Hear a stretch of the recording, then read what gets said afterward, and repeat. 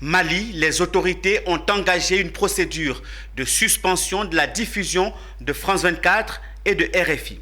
Est-ce une suite logique des tensions entre Paris et Bamako ou c'est un autre front que la junte militaire est en train d'ouvrir, cette fois contre les médias? La question a été posée par Issa Badini. C'est l'heure, et vous l'avez compris, de la chronique de Business 24.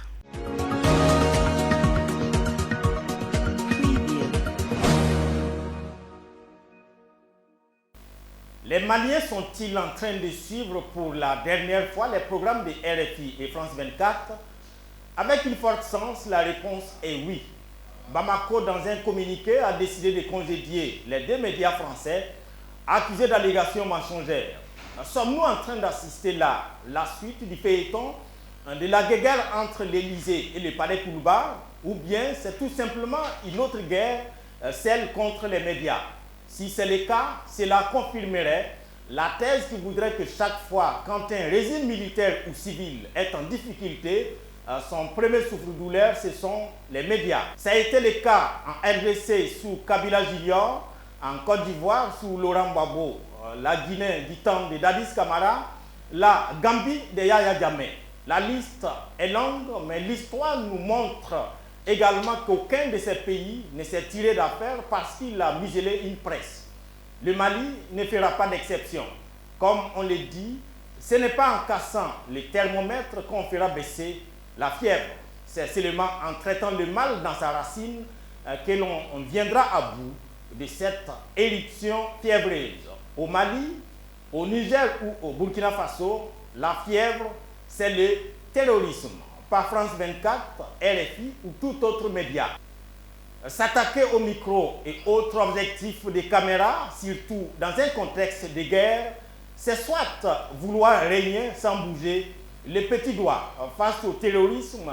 C'est la trouvaille, semble-t-il, des militaires politiciens ou vice-versa, qui de plus en plus préfèrent les salons fêtrés et les honneurs dans les capitales politiques que les théâtres d'opération où l'ennemi les attend.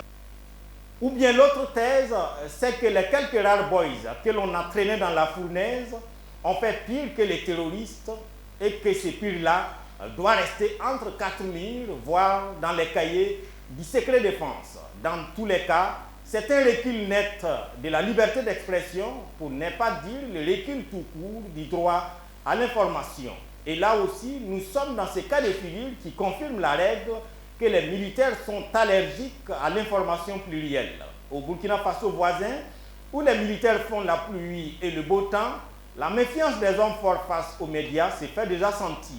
En début de semaine, le ministère de la Sécurité, dans un communiqué, a mis en garde contre les fausses informations, mettant en cause l'engagement et l'unité des forces combattantes contre le terrorisme. En clair, les Damiba au pouvoir sont en train de nous dire qu'ils ne veulent plus d'informations que celles lavées, cirées et maquillées par leurs esthéticiens.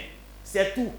Mais c'est plus facile à dire qu'à faire. Dans un monde hyper connecté, faire la guerre, ce qu'on attend des militaires, devient plus facile que contrôler l'information. C'est un détail que les militaires, qu'ils soient à Ouagadougou ou à Bamako, n'ont peut-être pas eu de leurs conseillers en communication adeptes de la démocratie à géométrie variable. Hommage à Ghislaine Dupont et à Claude Verlon, justement de RFI, assassinés le 2 novembre 2013 à Kidal, en terre malienne, sur le chemin de la quête de l'information. Malheur à ceux qui bâillonnent leur peuple, aimait dire Norbert Zongo, un autre journaliste assassiné à l'automne 1998 aux encablures de Ouagadougou, la capitale burkinabé, là aussi, par des militaires. À bientôt.